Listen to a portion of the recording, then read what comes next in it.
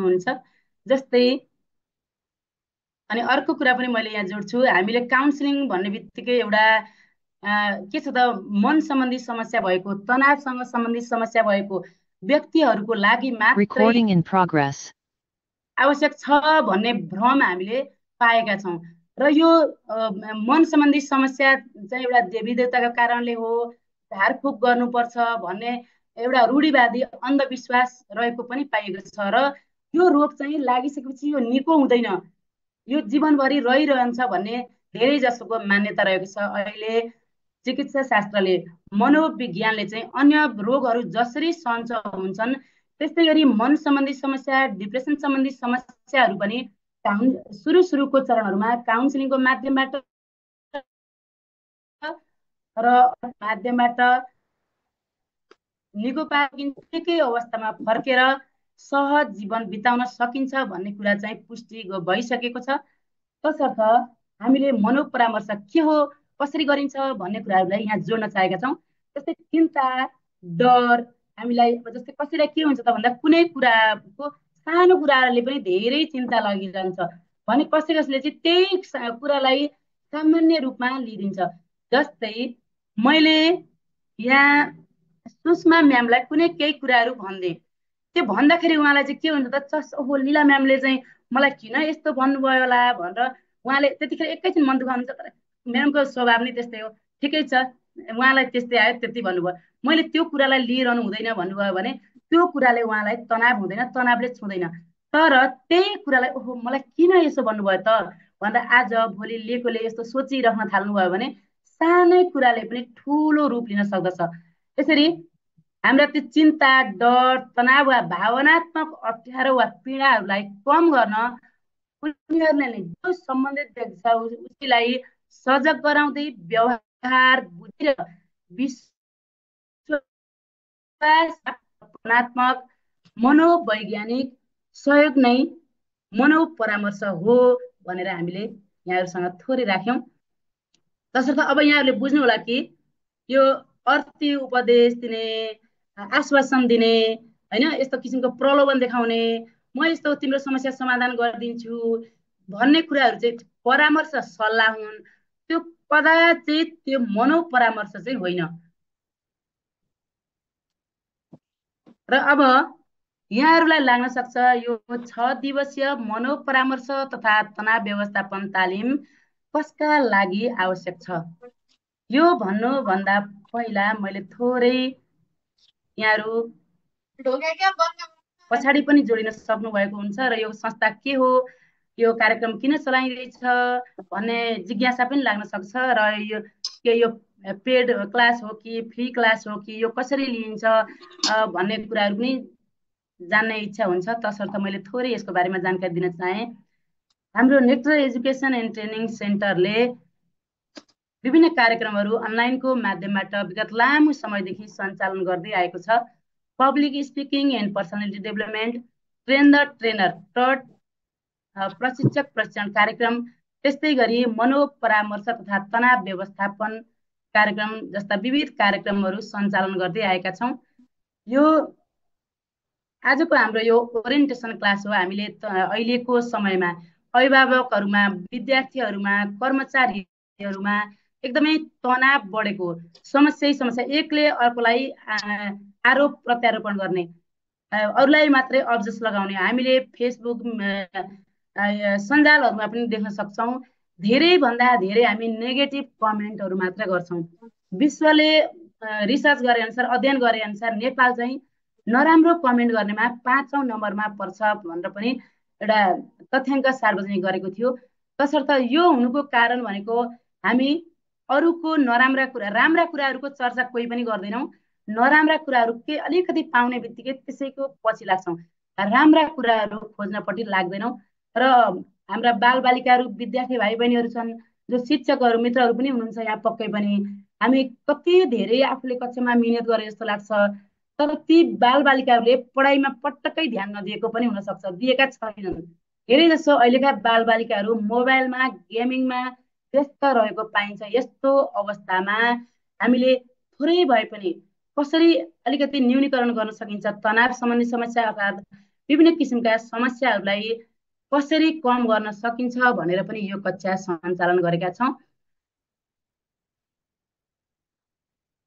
र यो कसका लागि आवश्यक छ भन्ने सन्दर्भमा मैले थोरै कुरा जोड्दै गर्दा यहाँलाई यसको कति फी हो, कहिलेदेखि क्लास सञ्चालन हुन्छ भन्ने पनि लाग्न सक्छ। हामीले यो 6 दिवसीय तनाव मनोपरामर्श तथा तनाव व्यवस्थापन तालिमको 5,000 लिने गरेका छौँ।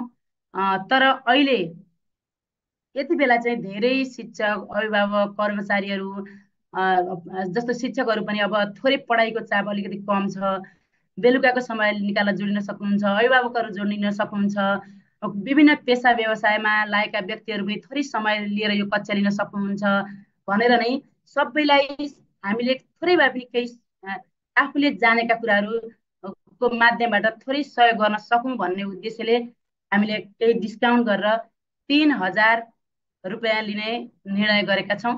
र हाम्रो यहाँ आदरणीय सर नेपोलियन राई सरले हाम्रो च्याट बक्समा यहाँको फर्म पक्कै पनि राख्नुहुनेछ र त्यो फर्ममा गएर क्लिक गरेर आफूले त्यहाँ भनेअनुसार आफ्नो नाम दर्ता गराउनु भयो भने पक्कै पनि हाम्रो भोलिदेखिको 6 दिवसीय कक्षा सञ्चालन हुँदैछ।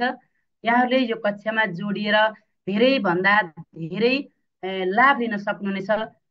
किनकि हामीले यस सम्बन्धी थोरै जानकारीहरू पनि दिनुपर्ने हुन्छ। हेर्नुहोस् त आदरणीय सर म्यामहरू, हामी उपचार गर्नको लागि जान्छौँ। जस्तै मलाई धेरै तनाव भयो भने निन्द्रामा गडबडी आउँछ, हात खुट्टा दुख्न थाल्छन्, त्यो मेरो तनावको कारणले हो भन्ने हुँदैन।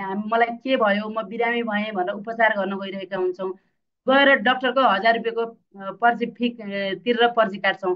अनि हामीले रगत ब्लडहरू टेस्ट गर्दाखेरि कति हजार एकचोटि उपचार गर्न जाँदाखेरि कम्तीमा पनि 10-15 हजार रुपियाँ हामी हालेर आउँछौँ। तर हामीले यो 3,000ले आफ्नो जीवनशैली सायद आफू परिवर्तन हुन्छौँ, आफ्नो परिवारलाई परिवर्तन, आफू परिवर्तन हुने बित्तिकै हाम्रा व्यवहारहरू देख्ने बित्तिकै घर परिवारले हामीप्रति हेर्ने दृष्टिकोण, उनीहरूले गर्ने व्यवहार, उनीहरूलाई हामीले आफ्ना बालबालिकाहरूलाई गर्ने व्यवहार नै परिवर्तन हुन्छ र हामीले समाजप्रति गर्ने व्यवहार नै परिवर्तन हुन्छ र समाजले हामीप्रतिको हेर्ने जुन नजरिया दृष्टिकोण छ त्यो नै चेन्ज भएर जान्छ। कसर्थ पनि यहाँहरूले यो पैसा आफ्नो स्वास्थ्यको लागि, आफ्नो परिवारलाई फुटाउन होइन एउटा जुटाउनको लागि लगानी गर्दै हुनुहुन्छ भन्ने हामीले आशा लिएका छौँ। र यो 6 दिवसीय मनोपरामर्श तथा तनाव व्यवस्थापन तालिम कसका लागि आवश्यक छ त भन्दाखेरि जस्तो विद्यार्थी, जुन विद्यार्थी विद्यालय जान्छन्, विद्यालयमा रमाएर पढ्न सक्दैनन्, आफू सुरक्षित भएको महसुस गर्दैनन्, भावनात्मक रूपमा दुखी छन्। त्यस्तै गरी अर्को यो तनाव भएका व्यक्तिलाई मात्रै काउन्सिलिङ हुँदैन। अर्को जस्तो हामी 3 प्रकारको काउन्सिलिङ सेसन अगाडि बढाउँदछौँ र त्यो सम्बन्धी क्लासहरू हामी पेड क्लासमा सम्पूर्ण विस्तृत रूपमा हामीहरू यहाँहरूलाई जानकारी दिनेछौँ। किनकि आजको यो 1.5 घन्टाको समयमा हामीले सम्पूर्ण कार्यक्रमहरूलाई प्रस्तुत गर्न सक्दैनौँ, यहाँहरूले बुझिसक्नु भएको छ। तसर्थ हामीले मेन कुराहरूलाई नै आजको फोकस गर्नेछौँ र एउटा विद्यार्थी जो अहिलेको आफ्नो पढाइ, आफ्नो रुचि के छ र आफ्नो पढाइको क्षेत्र र भविष्यको त्यो पढाइले भविष्यमा कुन क्षेत्रसँग सम्बन्धित छ। जस्तै ब्याङ्किङ क्षेत्रमा जाने विद्यार्थीहरूले के विषय पढ्ने, डक्टर इन्जिनियरतिर लाग्ने विद्यार्थीहरूले के विषय पढ्ने, कति बालबालिकाहरू मसँग के क्षमता छ भन्ने कुरा थाहा नपाएर, कुन विषय मैले लिनुपर्छ भन्ने कुरा थाहा नपाएर के गर्छन् त भन्दा अरूलाई सर अथवा म्याम म के विषय लिएर पढौँ भन्दाखेरि अहिलेको मार्केटमा चाहिँ यो विषय राम्रो छ, यो लिएर पढ्दा राम्रो हुन्छ भनिदिनुहुन्छ धेरै जसोले। तर सिधै त्यस्तो भन्दाखेरि त्यो राम्रो होला त सर म्यामहरू?